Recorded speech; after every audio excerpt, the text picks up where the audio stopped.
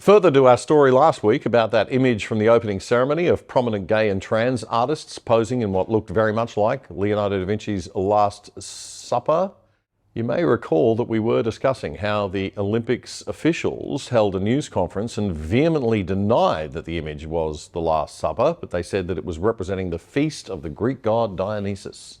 Well, they have finally admitted that they lied, point blank, to all of us.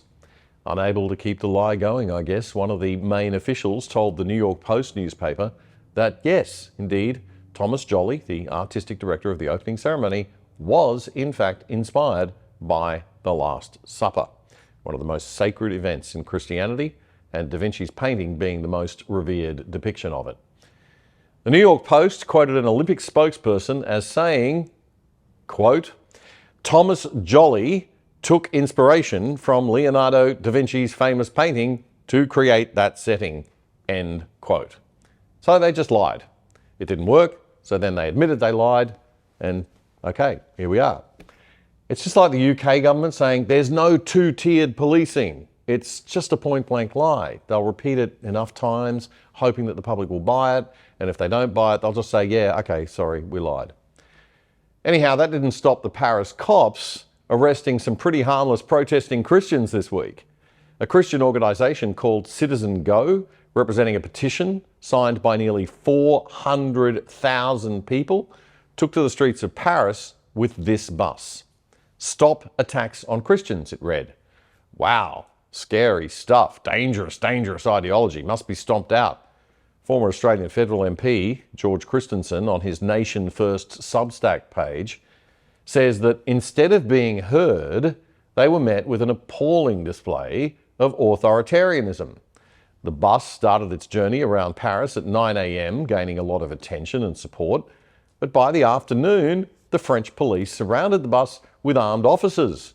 They flagged down the driver at gunpoint and arrested the entire team. The charge was, quote, organising a demonstration without government approval. But get this, Citizen Go says that it had followed all the regulations. One Citizen Go protest leader recorded this message from inside the police van. So, as you can see, we've just been taken into the police van, where we're right now being taken, the whole Citizen Go team on the ground is going to be taken to the police office, to the police station, where they want to file a report. Nation First reports that once in custody, the nightmare escalated. The team members were handcuffed, stripped, searched, and denied access to their lawyers and families. I'll just repeat that. Handcuffed, stripped, and searched, and denied access to their lawyers and their families. They say they face severe psychological abuse and threats of extended imprisonment. The team was finally released in the early hours of the following morning. But George Christensen reports that the harassment continued. Some members had to return for further questioning, only for the prosecutor to admit that there were no grounds for charges. And then the authorities went as far as detaining the bus. Then the police demanded the removal of the decals displaying the pro-Christian message that was so dangerous and offensive. The team refused, and then the bus was escorted by police out of the city. Hope you enjoyed that clip. The Other Side is your weekly analysis of the media's best news and commentary without the woke, and we need your support. Please make sure you subscribe to our channel on YouTube and follow us on X at The Other Side on X. It's all totally free to do that, but we could always do with your financial support too. So if you'd like to make a donation, click the Super Thanks button on YouTube with a little $ and thanks on it right under the video frame below. Even a $2 donation will really help us. And if you're watching on YouTube, do check out the full episode that this clip came from right here.